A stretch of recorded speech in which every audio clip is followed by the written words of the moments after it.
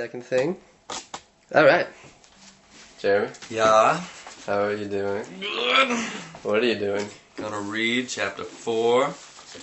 The book is called Halloween, You, Me, Drink by Cheney. Excellent. Chapter 4. We found ourselves in front of a house. The last house on the street. It was a piece of shit house. Actually, it was more like a piece of shit mansion. And it had windows. It had 8 windows, where a normal house would have plants. 24 freaking windows. Our house had 3 plants. 24 windows, yes sir. And still everything was obscured. I couldn't tell if the house was made of lumber or cow tongue. It had lamps and it had a television, or a chimney. We're going to buy it, Liv said. I don't have any money. I can't buy it. But I'm going in. The obscurity crumbled all around me. This is a great house. We should dip it in fondue. We took the escalator to the porch. There was an old woman sitting there. She looked like she was suspicious of us. We did nothing to make her doubt her instincts. Jesus Christ, Liv said. How the fuck did you get here, Grams? The old woman wisely looked past us, and with the persnicketious of a podiatrist. Hooey!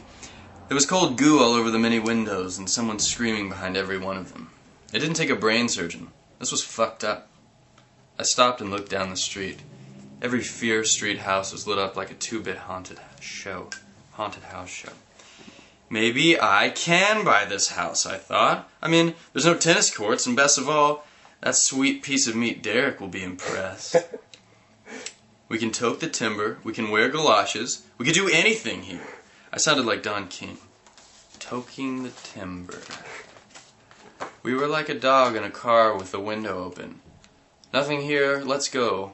Liv was starting to push on the one nerve I held in reserve so that this trip wouldn't escalate into violence. I heard a cricket chirp and somehow decided I wanted to go pick a part with a giraffe. I was daydreaming. The door hit me in the nose on the way in. Hello, Liv said sarcastically. A green hand attached to a slimy man took his hat as we entered, and I'm afraid of mannequins. Hi-yee! Asswipe, Jesus sucking Christ! I screamed. From my screams I received a tire iron shot across my back, but the green hand wasn't wielding it. So help me, television! Now Liv was screaming like Barry Manilow had just walked in. And then we heard a morbid scream through the clenched dentures. 1 second later the green hand was gone. I opened another door and gulped. Excuse me? A boy said. He was parading around with an umbrella. He actually looked like my dad, more or less. My dad was a fragile basket case. Come to think of it, he looked exactly like my dad. Except his eyes. His eyes looked like Pele had corner-kicked them out of their sockets and Fred Gwynn had plunked them back in, backwards. In the hands of any other pro stylist, that last paragraph would have gone better. Hell, a hairstylist could have kicked it in the ass. The boy looked agitated as he saluted me. I was just treating myself to some harmless diversion. It is Brutus night, not Six Sabin night. Yes, we know this. I was getting testy. We're actually wearing galoshes. We're wearing galoshes. We have galoshes on. Excellent, the boy responded. Then again, I say that to all the caramel-colored boys. Boyfriend, you are cute. Then he started pinballing around the room like Ricochet Rabbit on Slim Fast. I'm not going to fuck this guy, Liv assured me. Let's get out of here. Any moment this guy's gonna blow. At least he recognized me as caramel-colored, and not just a vampire with a tan. I was a rogue. Now Liv looked suspicious, but instead of vamoosing, we kept going further into the house.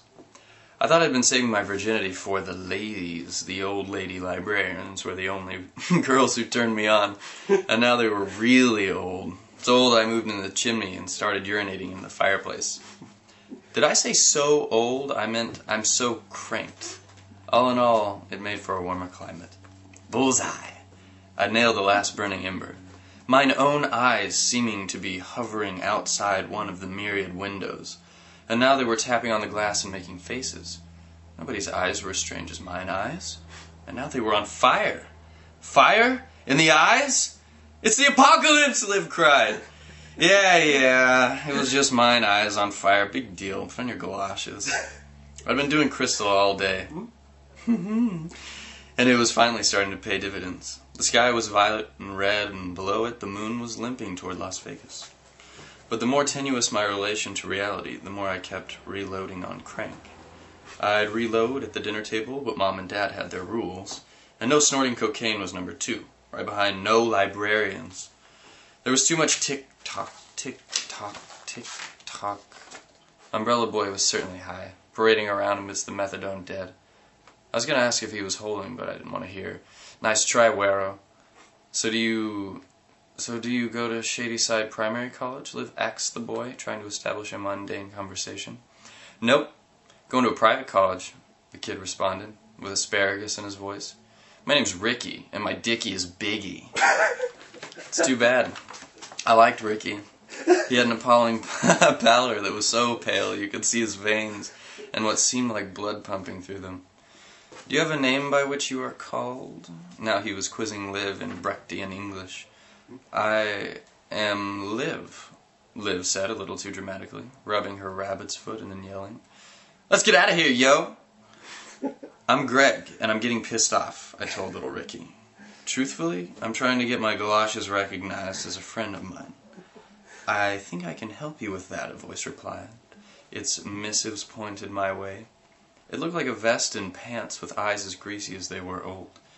It was a vest, all right, with a shirt underneath and a large fake telescopic nose. If it was a mannequin, it was a stylish mannequin, complete with a gold lame bracelet.